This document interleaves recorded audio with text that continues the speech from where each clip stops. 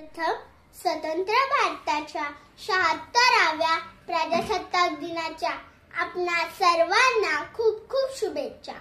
आदरणीय व्यासपीठावरील उपस्थित मान्यवर, शिक्षक वर्ग, पालक वर्ग आणि बालमित्रांनो, मी आज तुम्हाला प्रजासत्ताक दिनाबद्दल 2 शब्द सांगणार आहे। आजच्या आनंदाच्या, अभिमानाच्या शुभदिनी या तिरंग्याच्या सन्मानासाठी त्या राष्ट्रपुरुषांनी, देशभक्तांनी, क्रांतिकारांनी आपल्या घरादारावर तुळशीपत्र ठेवले, त्यांना मी नमन करते। अहोरात्र देशाच्या रक्षणासाठी जे डोळ्यात तेल घालून सीमेवर रक्षण करतात, त्या सैनिकांना मी सॅल्यूट करते। मित्रांनो, आज आपण स्वतंत्र भारताचा 76वा प्रजासत्ताक दिन साजरा करतोय। 1947 साली आपला देश इंग्रजांच्या गुलामगिरीतून मुक्त झाला। मात्र एवढा महाकाय क्षेत्रफळ असणारा देश चालविण्यासाठी एक शासन पद्धत आवश्यक होती। देशातील जनतेसाठी नियम, कायदे, कलम, मार्गदर्शक तत्वे आवश्यक होती, म्हणून घटना समिती स्थापन झाली। या समितीने तयार केलेली घटना 26 जानेवारी 1950 साली संपूर्ण भारतासाठी लागू झाली आणि खऱ्या अर्थाने भारत देश हा गणराज्य देश म्हणून निर्माण झाला। गण म्हणजे लोक, अर्थात लोकांचे राज्य निर्माण झाले। भारताने लोकशाही राज्यघटना स्वीकारली। सालाबादप्रमाणे माझ्या आधी सुद्धा तुमच्यापैकी अनेक जणांनी या व्यासपीठावर राष्ट्रीय सणांच्या दिवशी थोरांची यशोगाथा गायली असेल, पण आपल्या समाजाचे असे झाले आहे की नळी फुंकली सोनारे आणि इकडून तिकडे गेले वारे। ही मानसिकता आता आपण सोडून दिली पाहिजे। उदाहरण द्यायचे झालेच तर 2च राजे इथे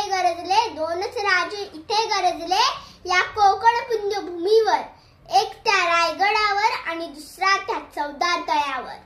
होय, अरे माझ्या छत्रपतींनी या महाराष्ट्राला शिवशाही दिली, तर घटनेचे शिल्पकार डॉक्टर बाबासाहेब आंबेडकर त्यांनी या देशाला लोकशाही दिली। मुळात लोकशाहीचा आत्मा कोण असेल, तर तो एकच शब्द म्हणजे समानता।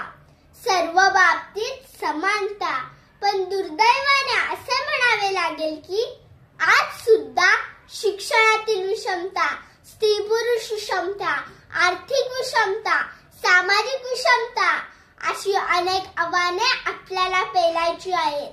या स्वतंत्र भारतात आम्ही मुली, महिला खरंच सुरक्षित आहोत का? अलीकडच्या काळात घडलेल्या घटनाच त्याचे उत्तर देतात, नाही का? स्त्रीची बेदबी केली म्हणून माझ्या राजानं रांजांच्या पाटलाच्या हातपाय कलम करून त्याला चौरंग बनवला। ती शिवशाही होती। आणि आज लोकशाही काय करते तर कॅन्डल मोर्चा, निषेध मोर्चा, आक्रोश मोर्चा, त्याच्यासाठी कडक शासन व्यवस्थाच पाहिजे। भारतातील लोक मतदान करून आपले सरकार निवडतात, त्या मताचे खरंच दान होते का? हे मोठे प्रश्नचिन्हच आहे। सदृढ लोकशाहीसाठी जनता जागृत असावी लागते, त्यामध्ये प्रखर देशभक्ती, राष्ट्रभक्ती असावी लागते। पण आपल्या देशातील लोकांना कचरा कुठे टाकायचा हेच कळत नाही, थुंकायचे कुठे हेच कळत नाही। आज गावोगावी सार्वजनिक ठिकाणी प्लास्टिकचा खच निर्माण होत आहे। सार्वजनिक मुतारांमध्ये लोक गोवा, पान मसाला थुंकून घाण केली जाते। मग अशी लोक खरंच सबळ लोकशाही निर्माण करू शकतात का? या क्षणी मला कवितेतील सुंदर ओळी आठवतात। हा देश आमचा याचे भान जरासे राहू द्या रे, जरासे राहू द्या। हे भान जरासे नाही तर पूर्ण ठेवले पाहिजे। प्रत्येक भारतीयाने देश प्रथम ठेवून वागायला पाहिजे। शेवटी एवढेच म्हणेन, जमी सलाम करे आसमा सलाम करे, जमी सलाम करे आसमा सलाम करे, करे वो काम की सारा हिंदुस्तान सलाम करे. जय हिंद, जय महाराष्ट्र.